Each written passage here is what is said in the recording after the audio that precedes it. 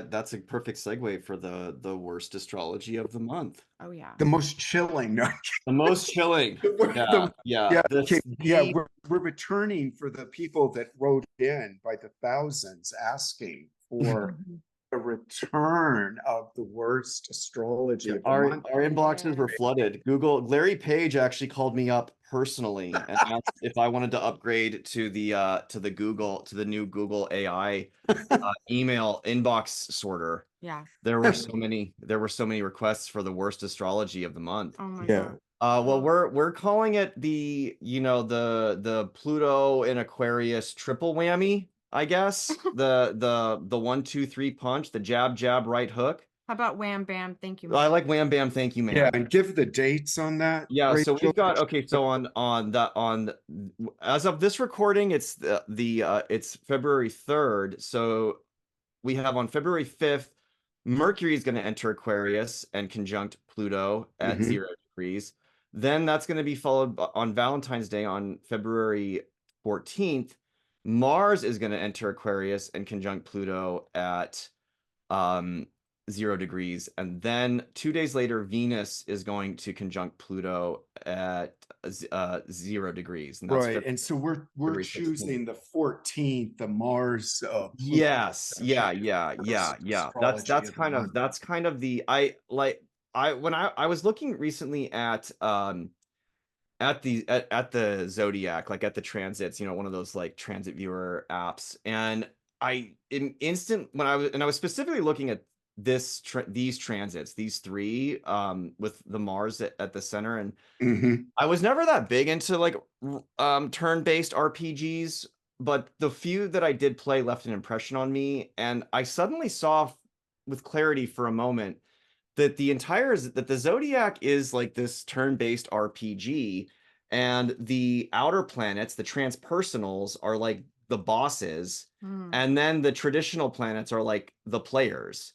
And we're essentially in this, since the discovery of Uranus, we've been in this like nonstop battle against, we've been on, we've basically been playing the boss level on hard mode this whole time.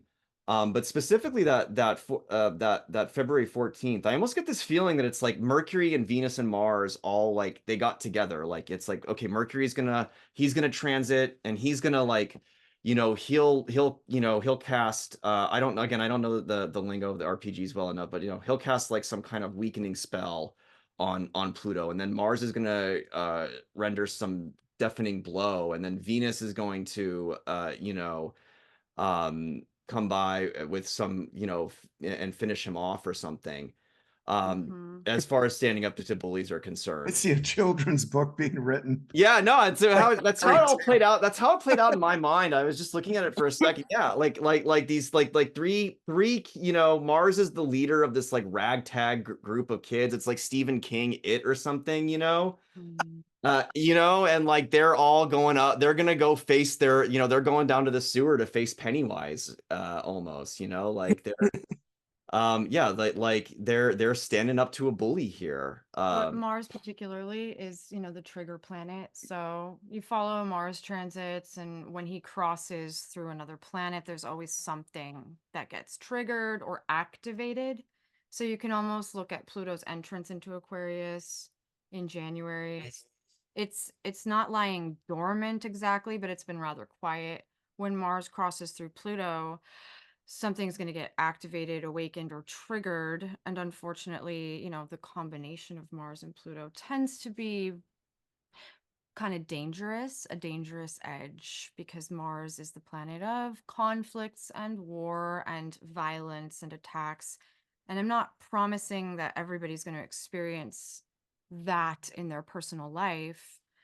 But on the grander scale of what unfolds following this Valentine's Day, we do see something aggressive and violent, something explosive, a lot of strife. And of course, to me, it looks like some kind of confrontation with this machine, Mhm. the global surveillance state, and everything it represents, its many, many tentacles. What do I, you think, Frederick? I think Yeah, it is very bestial energy, the Mhm. Mars, Pluto. Also, you know, for people wanting to work with it in a constructive way, I would say whatever you have going on in your life now that requires like a all or nothing, you Mm, know, push, the February 14th would be a great day to like light the fuse on that and put all of that oomph, you know, behind something. I yeah. think on a mundane astrology level, world affairs levels, I'm sort of curious to see what's happening down in Texas at the border Mhm. with the convoys and the truckers for God and all of the mayhem going on down there. You know, Aquarius has a lot to do with borders because it represents basically outside of borders, which is a unified, you know, whole of something. So borders become highlighted Mhm. when there's stuff in Aquarius like this transit. And then you know, I just see the potential for the immigration issue to really like explode. And again, that tribalism that people have around this particular issue or theme can really get, you know, bestial with a transit like the Mars Pluto. But I think, you know, what would you say, Andre and Rachel, about how to work with that in a way that isn't destructive, and also acknowledging that really any of the transits at any time within the solar system as interpreted by astrology are really in service of just natural phenomenon that's Mhm. moving, Um, happening and cycles unfolding and, you know, going about. It's really not given a moral tint like we tend to do as human beings, looking at things good as through a good and bad lens. right. Well, I would definitely look at it from like an alchemical perspective. The planet Mars is associated with the process of separation. Right. And in the laboratory alchemy, separation is separating the, dross from the rich or valuable material. But from the perspective of our own experience, separation is actually associated with critical thinking because it's our ability to weigh the pros and cons, to analyze, that actually represents separation alchemically. We're sifting, we're sorting, we're considering, perhaps we're letting some things go because they've been revealed to be untrue or dross, something that's no longer valuable to us, some kind of dross.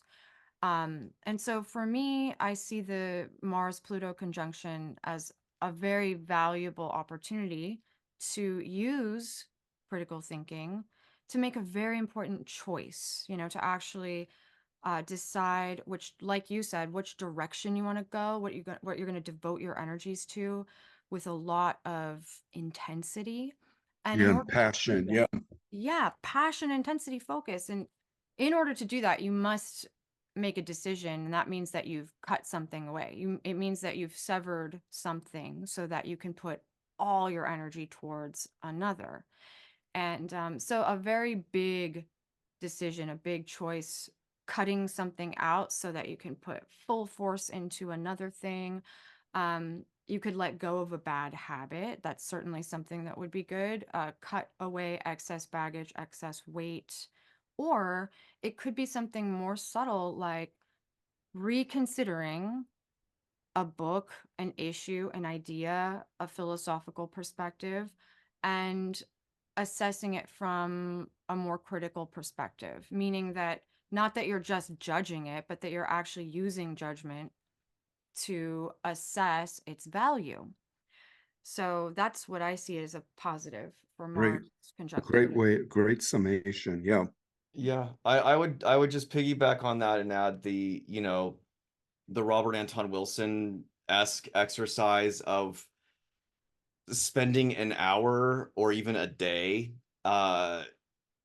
aligning yourself with the you know your opposing political theory Mm-hmm. and entering into the reality tunnel or the mindset and reading you know listening to Tucker Carlson or Sean Hannity or Glenn Beck or any of those guys with or if you're on the other end of the political spectrum, watching MSNBC Or or read communist yeah, pamphlets or reading feminist Jacobin, pamphlets, Jacobin.com or something. It's not just an open mind, and it's not just with the mind to analyze, to attack, to basically to learn, to learn your enemy's battle plan, but actually um doing the method acting exercise of the way Jim Carrey was Andy Kaufman for the whole time he was shooting Man on the Moon, like living a day as a MAGA Republican. And I've done this many times in my life. It drives my friends crazy, especially like my hippie friends when I was play acting as a Wall Street trader. And I'd get invited to a fracking protest, and I'd tell them, hey, there's a lot of good money in that, you oughta take some of your trust fund and invest. But no, I think it's a really useful exercise because it helps you see not so much see the enemy or the opposition in a better light, but it helps see yourself in a better light. And it really helps you get to, for me, it's always helped me get to the core of why I hold certain convictions. So that it's somewhere, it's actually beyond dogma, it's beyond doctrine, it's beyond peer pressure or social agreement. And it's actually like, no, I actually do think that um I hold this conviction, I hold this belief with some kind of real deeper moral compass. For me it was what broke me from that experiment was my financial advisor trying to push me into investing in oil when I made it clear I wanted to invest in clean energy. And she gave me the age old adage of Wall Street adage: do you want to be right or do you want to make money? Mhm. And that got me to really start reflecting deep down inside. Like, oh, it's like, okay, game over. I had to say the safe word. I said the safe word, game over. And now it's really time for me to analyze. Well, what did I learn in these last 6 months of play acting as a Wall Street trader, getting into that mindset, playing that role, and how has it actually what false beliefs that was I holding because I felt a certain social pressure to hold them? And what beliefs did I hold that were actually true Mm-hmm. because it's just like fundamentally this is who I am in my core. This is something that can't be bought and sold with a digital ID. And what This actually stands up to pressure Yeah, and opposition and opposition, and yeah. adversity and And I think too, for that exercise to really work uh, and have impact, it's got to the emotional core of whatever it is you're trying to align with, that's generally opposite your normal point of view. I think that's the real potency of it, is when you get into the feeling tenor, because that's Exactly. what I think drives so much of, especially like the political polarity and stuff like that, trying to understand that emotional core and the feelings around with the, say, issue with immigration, and what Mhm. is it about outsiders coming in and encroaching on me, and and then trying to feel what that's about. I think then it moves it out of the head and then more to the heart. Very mm-hmm. good point. Yeah. you know Excellent point. Well, yeah, that's where the whole idea of it being like method acting comes in, is that right. yeah, like you actually are getting into character, and Mm. you can't be in character if you're not fully embodied in body, mind, and soul. And you can't learn anything new if you're completely conditioned, Yeah. which is so easy in our world now, everybody. We're trapped in these echo chambers and we only hear people agreeing with us, and then we get lost. Yeah. And it's really, I have to give props to people that do try to, like, run down the middle between the two extremes, because it, you know, I think like, I don't know, 15 years ago, you could have a conversation with someone and bring something up that wasn't in the bubble. And there would be some, it would be more porous, like people could hear things. But now, my God, it's like I was talking to a friend the other night, and I mentioned something that was divergent from the, in this sense, liberal ideology and all that. And, it was, he could just barely contain himself. Oh my God, that's like, Russian propaganda, or, Mhm. it's just like, so my hat's off to anyone who's trying to maneuver the middle path through this crazy town phase that we're in right now. But I think that's a good place to wrap up. What do I you think that's guys feel? excellent place to wrap up. 100%. Yeah. Yeah. What do you guys think in podcast land? Is that a good place to wrap up? Type 1 if you agree. Type 2 if you want more. All right. I know I should have learned last time to not engage the audience like this, Oh my but God, Audrey. I guess I'm a sadist or masochist. Oh, they love us. My God, Yeah. you can't get enough. Yeah. Well, you guys, great meeting up again. Yep. And Same. all the best to everyone in our audience.